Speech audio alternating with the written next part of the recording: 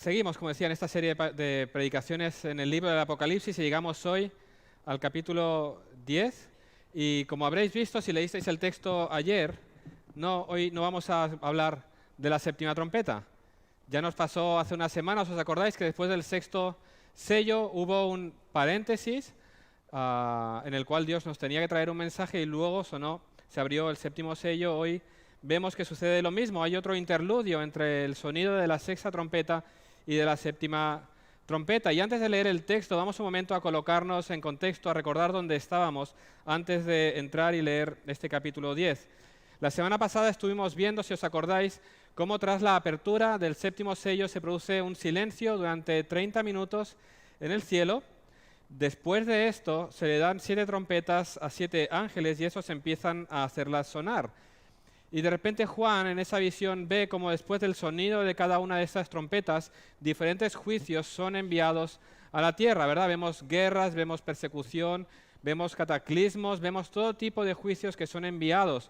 Incluso como estuvimos viendo, Dios permite esa actividad demoníaca inusitada en un momento determinado en el que permite al diablo que ataque a sus propios seguidores y vemos cómo todo ese mal en el mundo se refleja en las guerras, cruentas guerras tras el sonido de la sexta trompeta. Vemos cómo Dios trae al mundo un juicio que es evidente, lo estamos experimentando todavía hoy, es ese juicio cada vez más creciente hasta el día final.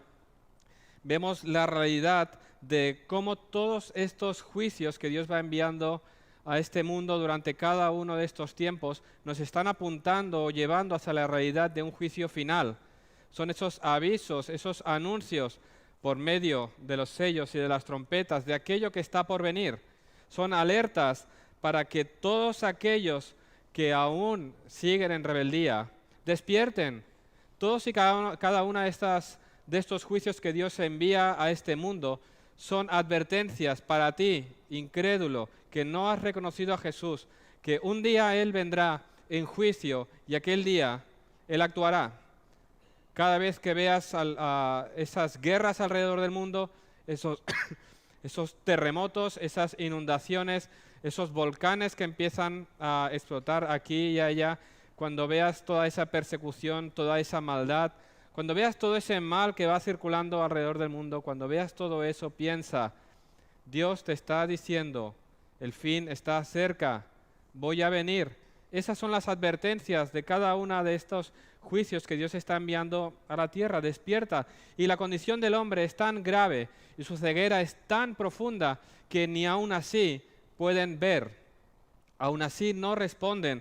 Eso es lo que vimos. A pesar de todos y cada uno de estos juicios que vimos que van sucediendo desde la primera venida hasta la segunda venida de Cristo, esto que llamamos los últimos días.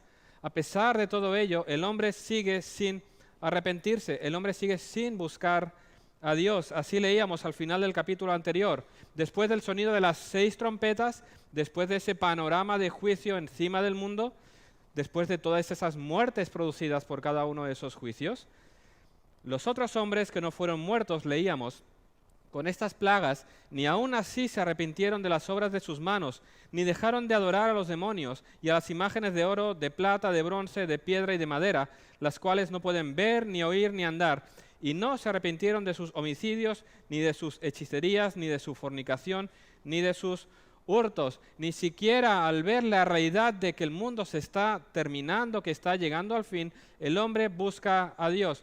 No hay arrepentimiento y está por sonar la séptima trompeta que indica ya el final de todas las cosas. Y en este momento determinado, después del sonar la sexta trompeta y previo al sonido de la séptima, encontramos este capítulo 10. Vamos a leerlo. Apocalipsis capítulo 10. Dice así: vi descender del cielo a otro ángel fuerte, envuelto en una nube con el arco iris sobre su cabeza. Y su rostro era como el sol, y sus pies como columnas de fuego. Tenía en su mano un librito abierto, y puso su pie derecho sobre el mar y el izquierdo sobre la tierra. Y clamó a gran voz como ruge un león. Y cuando hubo clamado, 7 truenos emitieron sus voces. Cuando los 7 truenos hubieron emitido sus voces, yo iba a escribir. Pero oí una voz del cielo que me decía, sella las cosas que los 7 truenos han dicho, y no las escribas. Y el ángel que vi en pie sobre el mar y sobre la tierra levantó su mano al cielo y juró por el que vive por los siglos de los siglos, que creó el cielo y las cosas que están en él, y la tierra y las cosas que están en ella, y el mar y las cosas que están en él, que el tiempo no sería más, sino que en los días de la voz del séptimo ángel, cuando él comience a tocar la trompeta, el misterio de Dios se consumará, como él lo anunció a sus siervos los profetas. La voz que oí del cielo habló otra vez conmigo y dijo: Ve y toma el librito que está abierto en la mano del ángel que está en pie sobre el mar y sobre la tierra. Y fui al ángel diciéndole que me diese el librito. Y él me dijo: Toma y cómelo, y te amargará el vientre, pero en tu boca será dulce como la miel. Entonces tomé el librito de la mano del ángel y lo comí, y era dulce en mi boca como la miel, pero cuando lo hube comido, amargó mi vientre.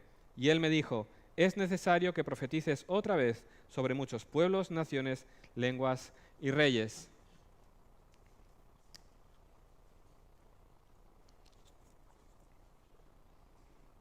Como ya comenté hace un par de semanas y hemos ido recordando, la estructura de Apocalipsis no refleja un orden cronológico de los eventos, sino que es un paralelismo progresivo.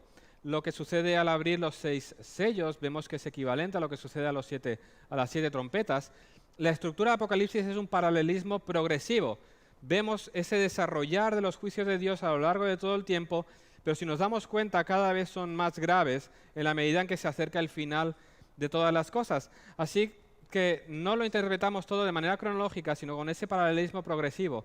Y esto lo digo porque este texto que estamos encontrando ahora no es algo que sucede entre la 6ª y 7ª trompeta, sino que es algo que aplica a todo el tiempo de la Iglesia, pero su lugar en este momento determinado es intencional. ¿Os acordáis que hace unas semanas nos sucedió lo mismo? Gaby nos estuvo predicando de la apertura de 6 sellos, y antes del 7º sello hay una revelación para Dios, para el hombre. ¿Os acordáis de cuál era? En ese contexto de juicios hay una pausa y hay un mensaje. ¿Qué nos mostró Dios en ese momento antes de la apertura del 7º sello? En aquella pausa, Dios nos mostró la seguridad y la victoria de la Iglesia. En un contexto de juicio, la Iglesia ha de recordar que Dios conoce a los suyos, que Él los sella y Él los guarda hasta que lleguen a su presencia, que no vamos a sufrir el juicio de Dios, porque ya hay uno que lo sufrió en nuestro lugar. Cristo sufrió el juicio, toda la ira fue derramada sobre Él, para que tú y yo no suframos su juicio, sino que estemos delante de su trono. ¿Os acordáis aquella imagen de esa multitud incontable de creyentes de todo tiempo, de todos los redimidos, postrados en adoración a Dios y al Cordero por toda la eternidad, en una imagen de santidad con vestiduras blancas, con palmas en las manos, celebrando la victoria del Cordero, adorando a Dios? ¿Sí?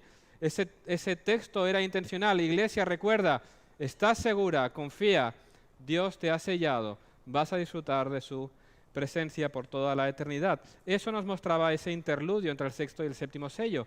Y ahora nos encontramos en otro interludio entre la 6ª y la 7ª trompeta. ¿Cuál es el propósito de esta revelación? ¿Por qué se nos dice esto ahora entre el 6º sello y el final? ¿Habéis visto al leer el texto cuál es el propósito de Dios? ¿Cuál es el mensaje que Dios nos trae? Este capítulo 10 es un llamado al creyente a perseverar en la predicación del Evangelio, especialmente al ser conscientes de que el fin está cerca. Ese es el mensaje que Dios nos trae a través del capítulo 10 y la semana que viene a través del capítulo 11 hasta que suene la 7ª trompeta. En ese contexto de juicio, la Iglesia debe perseverar en la predicación del Evangelio. Alguien resumía este capítulo con una frase: este texto es un llamado a la misión profética en tiempos críticos. Ese es el punto de este texto. Y vamos entonces a desarrollar esto, ese llamado a la luz de la visión que Juan recibe. Porque como hemos visto en este texto, hay una nueva visión. Juan vuelve a empezar diciendo: vi algo nuevo, algo que Dios nos va a revelar. ¿Y qué es lo que ve Juan en esta visión? Dice que vi descender del cielo a otro ángel fuerte. En esta visión, Juan está en la tierra y ve descender a un ángel. ¿Cuál es la descripción de este ángel? La hemos leído en el versículo 1. Dice que era un ángel fuerte envuelto en una nube, con el arco iris sobre su cabeza, y su rostro era como el sol, y sus pies como columnas de fuego. Tenía en su mano un librito abierto y puso su pie derecho sobre el mar y el izquierdo sobre la tierra. ¿Quién es este ángel que desciende en esa imagen imponente a traer una revelación, un mensaje a Juan? Podríamos pensar que se trata del Señor Jesús, y hay quien cree que es así en base precisamente a la descripción del ángel cuando la comparamos con el principio del libro de Apocalipsis, capítulo 1, versículos 14 al 17. Hay quien dice que es Jesús a la luz de esa descripción. Ahí leíamos en el capítulo 1 que se describía a Jesús como aquel cuyo rostro era como el sol cuando resplandece en su fuerza. También vemos que este ángel desciende en la nube. La nube es el símbolo de juicio, pero también esa nube que nos recuerda esa gloria de Dios, esa nube que nos recuerda cómo Jesús ascendió en una nube y cómo Él regresará en una nube. Eso nos puede recordar a Jesús. Luego vemos que sobre su cabeza había un arco iris, un símbolo de la fidelidad de Dios al pacto con su pueblo. También vemos cómo sus pies son como columnas de fuego. ¿A qué os recuerdan las columnas de fuego? Esa presencia y protección de Dios en medio de su pueblo en el tiempo del Éxodo. ¿Os acordáis? En la noche esa columna de fuego iluminaba y daba calor y protección al pueblo de Dios. Así que a la luz de todos estos elementos podríamos llegar a pensar que se trata de Jesús, pero cuando hacemos un examen más en profundidad de lo que vemos revelado aquí, nos damos cuenta de que no es Jesús. Y os voy a dar algunos motivos por los cuales creemos que no se trata de Jesús, sino de un ángel. En primer lugar, Juan menciona que vio a otro ángel. El término que usa en el original, en griego, tiene el sentido de otro como de la misma clase. Otro de la misma clase, es decir, un ángel igual que los otros. No es uno de los 7 ángeles con 7 trompetas, pero es un ángel de su clase. Si Juan hubiera querido hablar de Jesús como ángel, que sabemos que Jesús se revela en el Antiguo Testamento como el ángel del Señor, ¿verdad? Si hubiera querido usar otro término, habría usado una palabra diferente para otro, que tiene el sentido de otro de diferente clase. Porque Jesús no es como los ángeles, Jesús es Dios, es creador, los ángeles son criaturas. Por lo tanto, por el uso que Juan da a la palabra, por la palabra que él utiliza, entendemos que está hablando de un ángel de la misma clase que el resto de los que estamos encontrando en este libro de Apocalipsis. En segundo lugar, es cierto que en el Antiguo Testamento vemos a Jesús preencarnado, denominado el ángel del Señor, pero lo cierto es que en el Nuevo Testamento y en especial en el libro de Apocalipsis nunca se refiere a Jesús como un ángel. Además, tampoco vemos en esta revelación ningún llamado ni ninguna imagen de adoración que sí son conforme si este ángel fuera Jesús. En tercer lugar, si os habéis fijado, cada vez que Juan menciona a Jesús en su carta, en este libro de Apocalipsis, siempre le da un título. Siempre que se refiere a Jesús, usa algún tipo de título. Jesús es el testigo fiel, ¿sí? Jesús es el león de Judá, Él es la raíz de David, Él es el cordero inmolado. Cada vez que vemos referenciado a Jesús en este libro, Juan le da un título de alguno de sus atributos constantemente, y aquí no lo encontramos. En cuarto lugar, en este libro encontramos otros ángeles fuertes que hacen cosas. Volvemos atrás. Capítulo 5, versículo 2. ¿Recordáis aquella visión en que Juan vio a un ángel fuerte que pregonaba a gran voz: ¿quién es digno de abrir el libro y desatar sus sellos? Ahí vemos a un ángel fuerte clamando en todo el universo si hay alguien digno de abrir ese rollo que tenía el Padre en las manos. Luego, más adelante, si nos vamos al capítulo 18, versículo 21, donde encontramos la caída de Babilonia, leemos que un ángel poderoso, o un ángel fuerte, es la misma palabra, tomó una piedra como una piedra de molino y la arrojó en el mar, diciendo: con el mismo ímpetu será derribada Babilonia, la gran ciudad, y nunca más será hallada. Así que vemos en el Apocalipsis cómo ángeles fuertes o ángeles poderosos tienen una misión determinada en esta revelación de Dios de las cosas que han de suceder. Por último, nos encontramos también el juramento que hace el ángel. ¿Habéis visto que el ángel hace un juramento y él jura por quién? Por aquel que reina por los siglos de los siglos, aquel de quien pertenecen todas las cosas, ¿sí? Si este ángel fuera Jesús, él juraría por sí mismo, ¿sí? Este juramento parece más el juramento de un ángel. Jesús es Dios. Si Él tuviera que hacer un juramento, juraría por sí mismo. Así lo leemos en Hebreos 6:13. Leemos que cuando Dios hizo la promesa a Abraham, no pudiendo jurar por otro mayor, juró por sí mismo. Por lo tanto, si el ángel está haciendo un juramento clamando al que vive por los siglos de los siglos, entendemos que este no es Jesús. ¿Sí? Por cada uno de estos motivos que vemos aquí, vemos que este ángel no es Jesús, aunque es un mensajero suyo que refleja su gloria de una manera especial.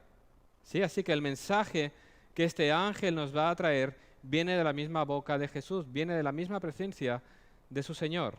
Por lo tanto, eso es lo que Juan vio. Vio descender a un ángel con esa gloria reflejada en él, que le recuerda que lo que va a escuchar viene de Dios mismo. ¿Y qué es lo que escucha? Vemos que hay unas palabras que escucha, pero primero hay una imagen que él ve. Dice que este ángel tenía en su mano un librito abierto y puso su pie derecho sobre el mar y el izquierdo sobre la tierra y clamó a gran voz como ruge el león. El primer mensaje que recibe él es visual. ¿Os podéis imaginar por un momento esa imagen? Ese ángel grande, con un pie en el mar, el otro en la tierra. ¿Tenéis en vuestras mentes la imagen del Coloso de Rodas? Aquella imagen imponente en el puerto de Rodas, una de las 7 maravillas del mundo antiguo. Dicen que no era esa su ubicación seguramente, pero esa imagen de ese hombre de pie grande, majestuoso, imaginaros lo que Juan está viendo, un ángel grande, enorme, con sus pies abarcando mar y tierra. ¿Qué es lo que él está viendo? ¿Qué está haciendo ese ángel? Nos está mostrando, en primer lugar, cómo Jesús está reclamando toda la tierra como su heredad. Todo le pertenece. Por el medio de esa imagen se nos está mostrando la autoridad de Jesús sobre todas las cosas. A Él le pertenece todo. Decía Pablo, de Él es la tierra y su plenitud. Todo, la tierra, el mar, todo el universo le pertenece al Señor. Lo que vemos es cómo nos describe la autoridad de Jesús sobre todas las cosas. No gobierna el hombre, no está en control del hombre, es Jesús. Leemos en el Salmo 2, un salmo mesiánico, versículos 7 al 9. Yo publicaré el decreto. Jehová me ha dicho, mi hijo eres tú, yo te engendré hoy. Pídeme y te daré por herencia a las naciones y como posesión tuya los confines de la tierra. Los quebrantarás con vara de hierro, como vasija de alfarero, los desmenuzarás. La gloria de este Jesús, como Hijo de Dios, fue declarada pública cuando Dios lo levantó de entre los muertos y lo exaltó como Rey. Jesús es el Rey, Jesús es el soberano. Por lo tanto, éste tiene toda la autoridad para ejecutar el juicio sobre el mundo. Eso es lo primero que a Juan le he revelado. Jesús tiene toda la autoridad para ejecutar su juicio sobre este mundo, para quebrantar, para desmenuzar, para destruir a sus enemigos. Esa es una palabra de ánimo. En medio de un momento en que el mundo está oprimiendo a la iglesia, en que Roma oprime, en que los judaizantes persiguen, en un momento en que la iglesia sufre, recordar que Dios está en control y Él pisará a sus enemigos. Roma os está oprimiendo, pero Roma va a ser destruida. El mundo entero os persigue, pero Dios los va a quebrantar y los va a desmenuzar. Puede parecer a tus ojos que el imperio romano es tan grande que nunca podrá ser doblegado. Sí, Dios vencerá, porque Él tiene todo el poder. Esa es la realidad. Hay uno que gobierna sobre todas las cosas.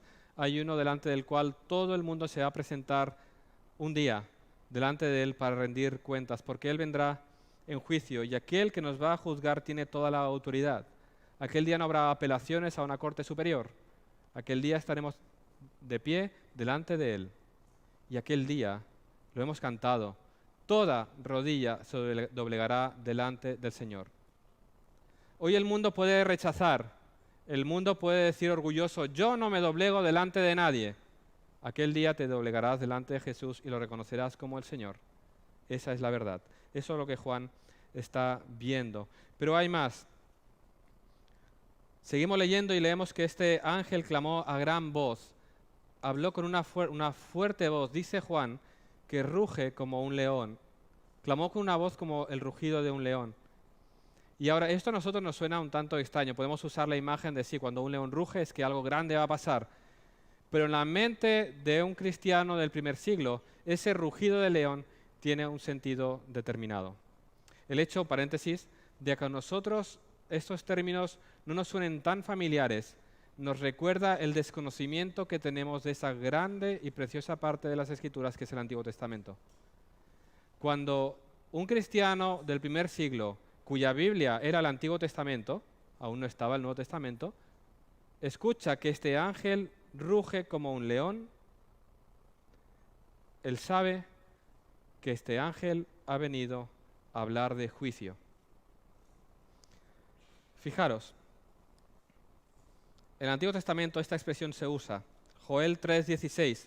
Jehová rugirá desde Sión y dará su voz desde Jerusalén, y temblarán los cielos y la tierra, pero Jehová será la esperanza de su pueblo y la fortaleza de los hijos de Israel.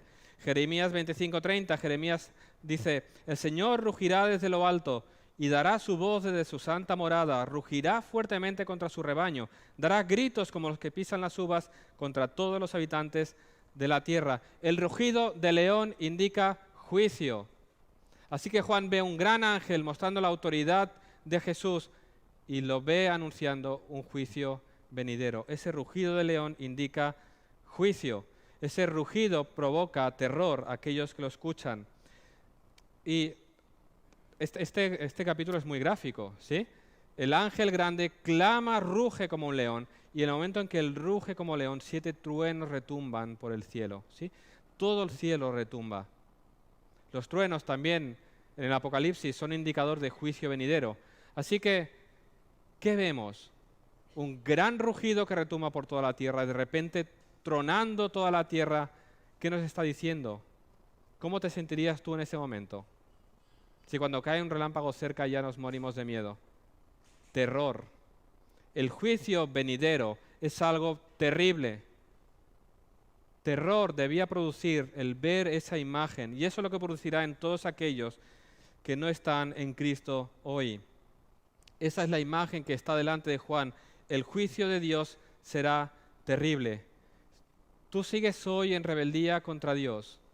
Aquel día en que veas esto, en que veas que este Dios viene a juzgar y veas las consecuencias de tu desobediencia, tú aquel día vas a temblar como nunca has temblado. Seguro que cuando una cosa te da miedo, tiemblas. Pero aquel día será un temblor como nunca has experimentado, al ver cuán terrible es el juicio de Dios. Cuando toda la ira de Dios se derrame sobre ti por tu pecado. Cuando sepas que lo que viene por delante es el juicio y lo que viene más allá aún es el sufrimiento eterno en aquel lugar llamado infierno, donde el dolor nunca termina. ¿Quieres saber cuán terrible es el juicio de Dios? Recuerda a Jesús orando en el huerto de Getsemaní. Él aquella noche sabía lo que estaba por venir.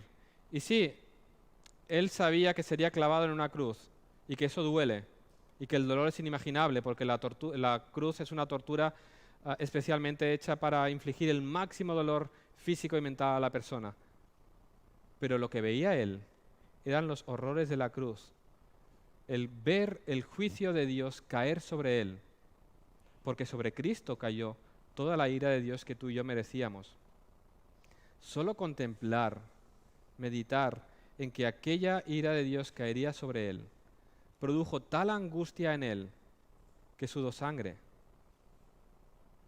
¿Puedes imaginarte, tú que sigues hoy en rebeldía, cuán terrible es el juicio de Dios que ha de caer sobre ti de manera cierta si no te arrepientes? Jesús sudó sangre. Su angustia así de fuerte fue. Un ángel tuvo que venir a fortalecerlo. Piensa en ello. No estamos hablando de cosas absurdas y sin sentido. Estamos hablando de algo que tiene que ver con tu vida, con tu futuro, con tu eternidad. Sobre Cristo cayó toda la ira divina. Ahora piensa cuánto te amó Dios a ti. Que Él sufrió todo ese juicio sobre sí, por ti, que no lo merecías. Tú debías haber sufrido eso. Tú habías desobedecido a Dios, tú habías vivido en rebeldía toda la vida, pero la gracia de Dios ha sido tan grande para contigo. en que su propio Hijo asumió toda la ira. Piensa en ello. Dios te amó, Cristo te amó, pero piensa cuánto le costó ese amor. Una angustia que Él no merecía, una muerte que Él no merecía. Recuerda esto, ese es el juicio que va a venir. Toda esta visión te ha de llevar a ti al arrepentimiento. Ven a Cristo hoy que todavía puedes. Él ha provisto un camino para ser librado de aquel día.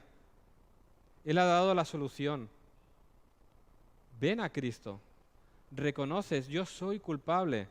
Merezco ser castigado. He vivido en rebeldía, en miseria, toda mi vida. Me he reído de ti, me he burlado de ti, me he reído de los que son tuyos. Reconoce tu miseria, reconoce tu orgullo. Clama por salvación. En Cristo hay salvación. Esa es la gracia de Dios. Y Él te ha dado la oportunidad de que puedas escuchar este mensaje, que tú puedas ver esta visión del juicio terrible para que reacciones. ¿Qué más tiene que hacer? Él te está mostrando que el juicio está cerca y que hay una vía de salvación que es Cristo. Ven hoy, Él te está dando tiempo para que te arrepientas. Búscalo hoy antes de que sea demasiado tarde, porque el juicio de Dios vendrá. Seguimos leyendo y vemos cómo después del rugir del león y esos 7 truenos son 7 mensajes que le son revelados a Juan, de los juicios que están por venir. ¿Sí? Vemos cómo él ve la apertura de los sellos y le es revelado lo que va a venir. Él escucha el sonido de trompetas y él ve los juicios que están por venir. Ahora él escucha 7 truenos, que son 7 mensajes sobre lo que ha de venir, y Juan va a escribirlo para revelárnoslo, pero a Juan se le prohíbe que lo escriba. ¿Os habéis dado cuenta? Hay 7 mensajes de cosas que han de suceder que Juan vio, pero que no conocemos. Una voz del cielo le dice que no lo deje por escrito, así que no sabemos qué son esos 7 mensajes. Y no es la primera vez en las Escrituras que sucede algo parecido. Nos podemos acordar como el apóstol Pablo le dice a los corintios que él fue arrebatado al paraíso y escuchó palabras inefables que al hombre no se le permite expresar. Pablo escuchó algo precioso, pero solo lo escuchó él. No nos ha sido revelado. Juan escuchó algo y tampoco nos ha sido revelado. También en el Antiguo Testamento Daniel tuvo unas visiones, escuchó y escribió, y se le dijo, sella estas cosas hasta el fin. Él vio, escuchó cosas, no están reveladas. La cuestión entonces es, si no se le permite a Juan decirnos lo que escuchó, ¿para qué se nos dice que lo escuchó? No despierta tu curiosidad de, hombre, mejor no me lo digas, porque ahora estaré aquí preocupado de qué es lo que va a venir, qué es lo que escuchó Juan, qué es lo que escuchó Pablo, qué es lo que tiene Daniel escrito en ese rollo que se ha revelado al fin, por qué se registra que lo escucha pero que no lo vamos a saber. Bueno, es intencional. Es para que seamos conscientes de que hay cosas que no nos van a ser reveladas, que le pertenecen a Dios. Son cosas que le pertenecen a Él, que Él revela a quien ha querido, pero que hay cosas que no vamos a conocer. Por lo tanto, no te preocupes en intentarlas descubrir. Y más cuando estábamos hablando del Apocalipsis, un libro que despierta tanto la curiosidad de las personas que estamos intentando interpretar todos los sucesos para ver cuándo Jesús va a venir, intentando ligar un suceso con una trompeta. Y no te preocupes en intentar descubrir lo que no ha sido revelado. Le pertenece a Dios. Por un motivo u otro, no te ha sido revelado. Ahora, ¿qué hacemos con eso? Deuteronomio 29:29. Las cosas secretas pertenecen a Jehová nuestro Dios, mas las reveladas son para nosotros y para nuestros hijos para siempre, para que cumplamos todas las palabras de esta ley. Como Moisés le dice al pueblo, no te preocupes por lo que no te ha sido revelado, le pertenece a Dios. Preocúpate por obedecer lo que sí que te ha sido revelado. Ese es el punto. Hay cosas que le pertenecen a Dios. Hay cosas que Él te ha dicho. Tu curiosidad tira para allá, pero Él te está diciendo, no, yo te he revelado, preocúpate por obedecer lo que sí que te he dicho. Y tenemos esta revelación de Apocalipsis. Hay 7 mensajes que no hemos escuchado, pero tenemos todo un libro en el cual tenemos que meditar y tiene que transformar nuestra vida. ¿Sí? Así que ese es el mensaje, es intencional. La visión continúa. Hay 7 cosas que no conocemos. Y en ese momento determinado, el ángel levanta la mano y hace un juramento. Así hacemos juramentos, ¿verdad? Levantamos la mano y vamos a jurar solemnemente. ¿Ese acto qué significa? Que en ese momento vamos a decir la verdad. ¿Sí? Por lo tanto, lo que va a decir el ángel ahora es verdad. Porque está jurando, y está jurando ¿por quién? Por Dios. Su palabra es verdadera. ¿Y qué es lo que juró?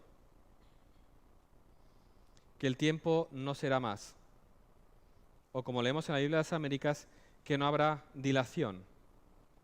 ¿Cuál es la verdad que está confesando?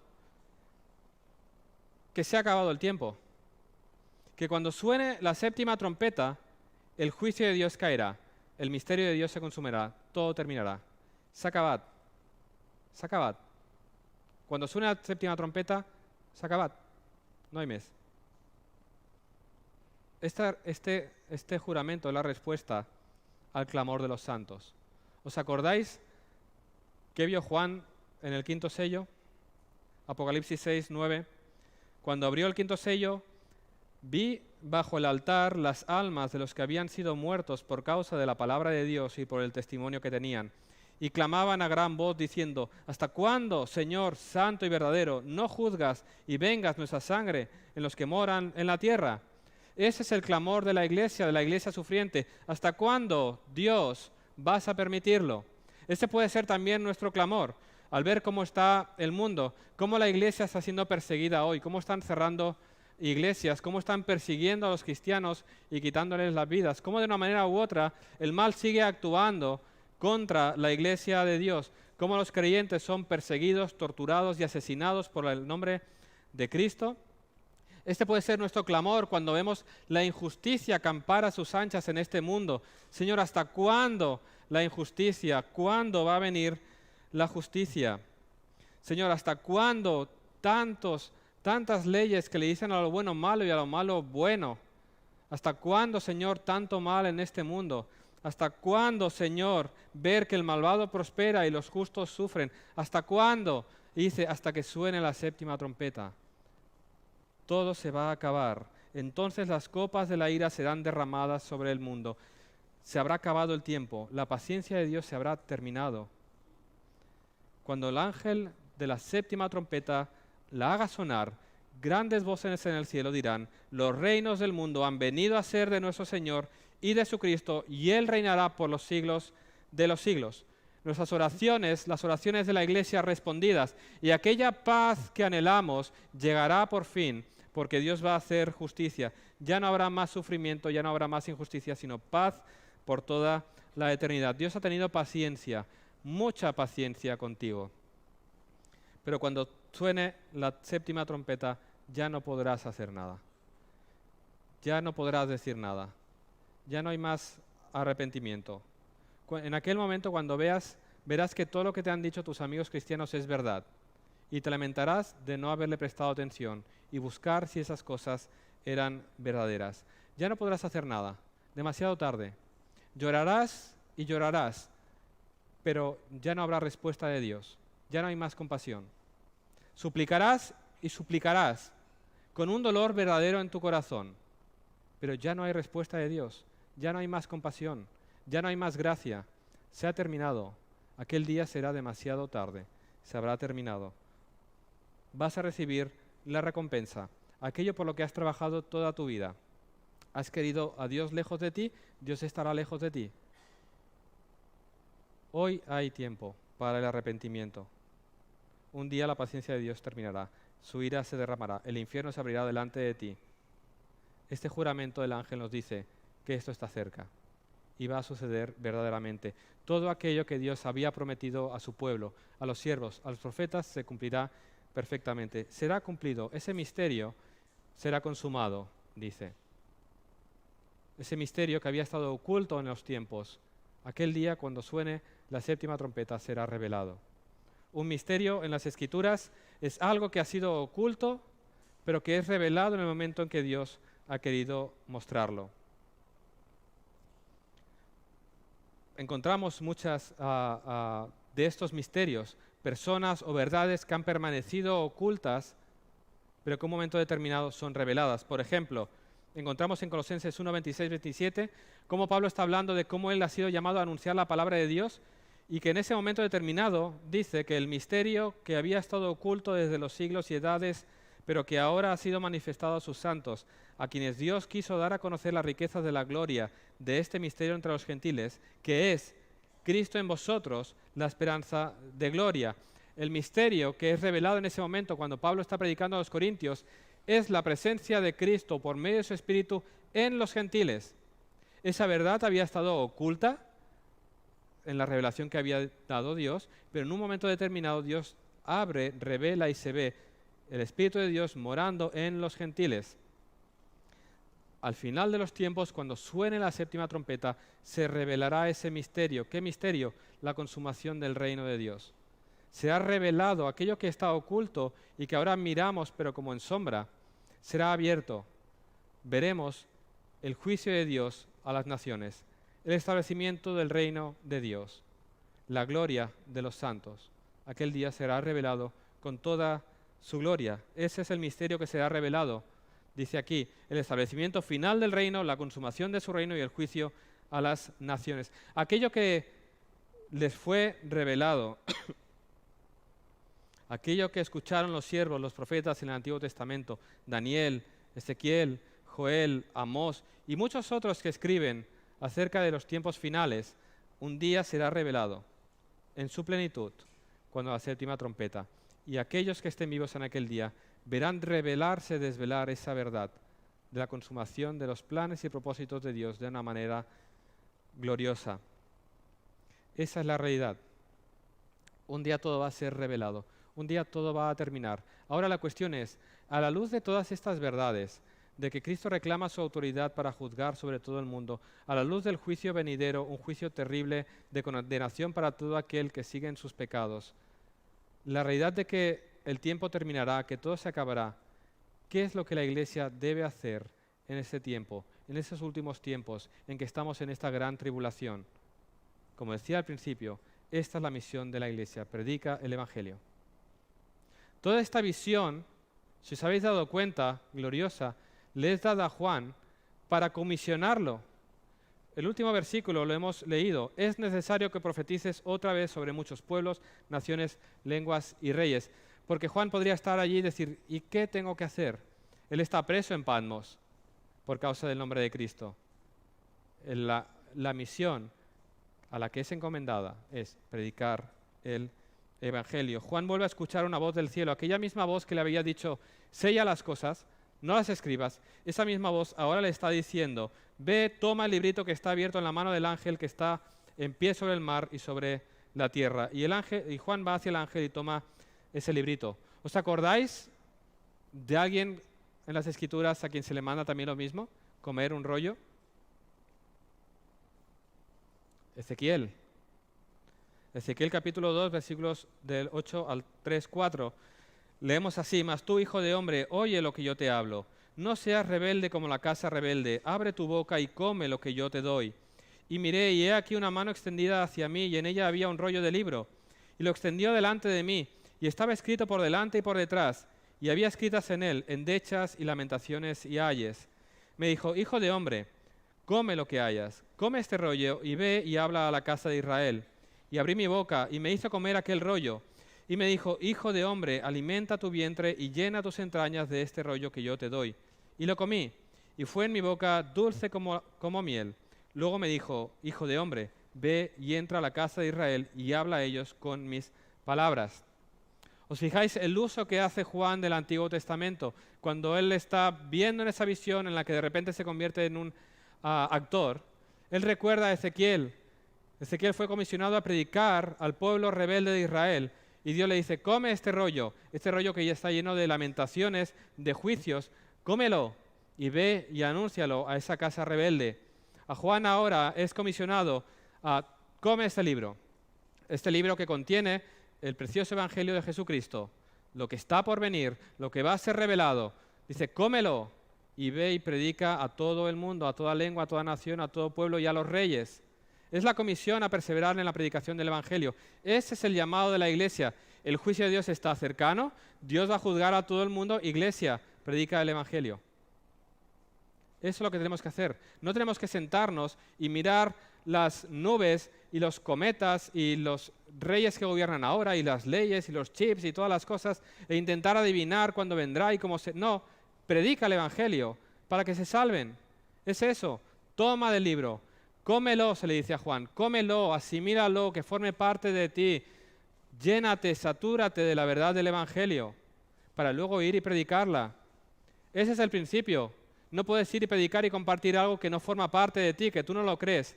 Por eso come el libro, tómalo, devóralo, para que puedas ir y hablar de aquello que forme parte de ti de tal manera que cada vez que hables vayas soltando la palabra de Dios a todo aquel que hay a tu alrededor. Come el libro, asimílala, hazla tuya, eso es fundamental. Ahora, ¿qué sucede cuando tú comes ese libro? Se le dijo a Juan y así fue. Cuando tú comes este libro, primero, ¿cómo sabe? Dulce, como la miel. Así es la palabra de Dios para los hijos de Dios. Salmo 19, los juicios, o la palabra, que es lo mismo, de Jehová, son verdad, todos justos, deseables son más que el oro y más que mucho oro afinado, y dulces más que miel y que la que destila del panal. Salmo 119, 103, cuán dulces son a mi paladar tus palabras, más que la miel a mi boca. Meditar en las Escrituras, asimilarlas, comerlas, es algo dulce. Así se nos llama, disfrutar de Dios. Gustad y ved que el Señor es bueno, dice el salmista. Tomar esa palabra es dulce. Es dulce recordar el amor de Dios para con nosotros, su misericordia, su gracia, cómo Él nos guarda, nos cuida. Meditar en las verdades de toda aquella herencia, toda esa eternidad junto a Él, disfrutando de su gloria. Es dulce meditar en las verdades del Evangelio. Yo merecía el infierno y he sido salvado y disfrutaré de mi Señor y Salvador por toda la eternidad sin yo haber hecho nada. Meditar en la palabra de Dios es algo deleitoso para los hijos de Dios. Meditar en la cruz, en ese sacrificio de Cristo, es dulce en nuestra boca. Esa es la verdad. Pero dice también que esta palabra también es amarga para nuestro vientre, para nuestras entrañas. ¿En qué sentido se vuelve amarga esta palabra? Asimilar, comer es dulce, pero cuando tú la proclamas, produce rechazo, produce oposición, produce persecución. Cuando esta palabra es proclamada, este evangelio es rechazado por parte de un mundo que rechaza a Dios. Si tú vas y predicas ese evangelio del cual estás saturado y le dices a las personas, eres pecador, eres miserable, eres culpable de haber violado la ley de Dios y mereces el castigo eterno, tú vas a ser rechazado. Y ese evangelio precioso, que es una mala noticia en primer lugar, produce amargor, porque produce rechazo, produce dolor en nuestros corazones. Así sucedió a los profetas del Antiguo Testamento. Predicaban el evangelio a una casa rebelde y ellos estaban siendo apedreados, torturados y muertos. Así sucede hoy. ¿Cuántos hermanos tuyos están alrededor del mundo predicando el evangelio y les cortan la cabeza por predicar la verdad, el mensaje precioso del evangelio? Es así. El evangelio produce rechazo y produce ese sabor amargo en nuestras entrañas cuando vemos lo que produce en nosotros. Porque es así, con toda tu emoción predicas el evangelio a tu familia y sientes rechazo por su parte. El evangelio produce que los miembros de una casa se vuelvan unos contra otros. Así lo dijo Jesús. He venido para poner en disensión al hombre contra su padre, a la hija contra su madre y a la nuera contra su suegra, y los enemigos del hombre serán los de su casa. Tú predicas el evangelio porque los amas y recibes rechazo y no quieren saber nada de ti y te apartan de las conversaciones y no quieren saber nada más porque no paras de hablar de cosas de Dios. Produce rechazo esa palabra, dejan de hablarte, compartes el evangelio a personas muy queridas por ti, quizás a amigos que están en sus últimos días de vida, están postrados en una cama con una enfermedad terminal, sus días están cercanos al fin. Tú les predicas el evangelio porque quieres que sean salvos y lo rechazan y lo ignoran y eso a ti te duele en lo más profundo, porque sabes que ese sufrimiento suyo no terminará en esa cama, sino que continuará por toda la eternidad. Ese evangelio que es predicado produce eso en nuestro interior, no ver respuesta, ver rechazo, y esa palabra se vuelve amarga en nuestras entrañas. Pero debemos llevar a cabo esa tarea. Juan es comisionado a predicar el Evangelio, debe continuar con su ministerio de profecía. Esta visión que él recibe debía darle ánimo, y él ya tenía la misión de profetizar, de predicar el Evangelio, pero Jesús se lo recuerda ahora. El fin está cerca, predica. Es el mismo mensaje para nosotros hoy. El fin está cerca, iglesia, predica el Evangelio. Jesús ya nos ha comisionado. No hay que sentir un llamado para hacerlo. Jesús dijo: toda potestad me es dada en el cielo y en la tierra. Por tanto, id y haced discípulos a todas las naciones, bautizándolos en el nombre del Padre y del Hijo y del Espíritu Santo, enseñándoles que guarden todas las cosas que os he mandado. Y he aquí, yo estoy con vosotros todos los días hasta el fin del mundo. Amén. Es lo mismo que Juan, aquel que tiene toda la autoridad, que va a venir en juicio, nos comisiona a predicar el Evangelio. El fin está cerca, las trompetas están sonando.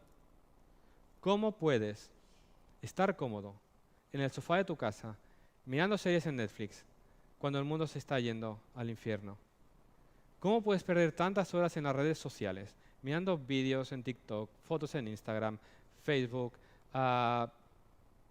¿Cómo puedes perder tanto tiempo cuando tus familiares, tus amigos, tus compañeros de instituto, tus compañeros de trabajo, tus vecinos de Vilafranca, donde compras el pan, donde compras la carne, el que te arregla la bici, el que te arregla el coche, cuando todas estas personas que hay alrededor están yendo de cabeza al infierno? Y tú sabes que es cierto, que es pronto, y que si no vienen a Cristo no se salvarán. ¿Cómo puede estar la iglesia adormecida cuando el fin está cerca? Hemos sido comisionados, y sabiendo que el fin está cerca, la misión es urgente. Predica el Evangelio. Estamos haciendo estudios en la mañana acerca del evangelismo, dando herramientas a la iglesia para que vaya y predique el Evangelio. Porque el llamado de Juan no es a predicar solo en Vilafranca, es un llamado misionero. Dice a todo pueblo, nación, a todo el mundo. Somos llamados a predicar el Evangelio en todo lugar, el Evangelio de salvación que hay en Cristo. Así que este meditar en el libro de Apocalipsis nos lleve a ser conscientes de esa realidad. Es intencional que antes de la séptima trompeta, antes del juicio, Dios te diga: iglesia, predica el Evangelio, porque luego será tarde. Así que toma esta verdad, sé obediente a Cristo y predica el Evangelio, confiados en que vas en el nombre de aquel que tiene toda la autoridad, todo el poder, y que Él estará contigo hasta el fin. Él te dará las palabras, Él te abrirá las oportunidades. Confía que el mensaje que predicas es poderoso para salvar. Y hazlo. Sufrirás rechazo, pero en la medida en que lo hagas, Dios sigue siendo glorificado. Vamos a orar. Señor, te damos gracias porque tú nos has amado con ese amor tan inmenso. Tú nos has amado cuando nosotros merecíamos condenación. Tú nos has amado, has entregado tu propio Hijo en aquella cruz, y te pedimos, Señor, que ahora nos hagas sensibles a tu voz. Tú nos has llamado a predicar el Evangelio. Que seamos una iglesia fiel, Señor. Que no perdamos el tiempo en aquello que es vano. Que no miremos en las cosas de este mundo que se van a perder. Que no perdamos el tiempo en cosas que no tienen ningún valor, sino que serán quemadas por el fuego en el fin de los tiempos. Ayúdanos a tener la mirada puesta en los cielos. Y ayúdanos a mirar a este mundo con la compasión con la que lo admiró Jesús, que predicó el Evangelio en todo momento para salvación de aquellos que había venido a buscar. Señor, haznos una iglesia fiel en el evangelismo, una iglesia fiel en las misiones, que vivamos de tal manera el Evangelio que éste salga por los poros de nuestra piel y lo prediquemos en todo tiempo, en todo lugar, que seamos embajadores fieles, testimonios fieles de tu verdad en medio de este mundo. Y Señor, confiamos en que tú eres poderoso para salvar. Vemos, Señor, a lo largo de los tiempos, cómo tú sigues salvando a hombres y mujeres rebeldes por medio del poder de tu palabra. Señor, haznos una iglesia fiel en la predicación del Evangelio. Te lo pido en el nombre de Jesús. Amén.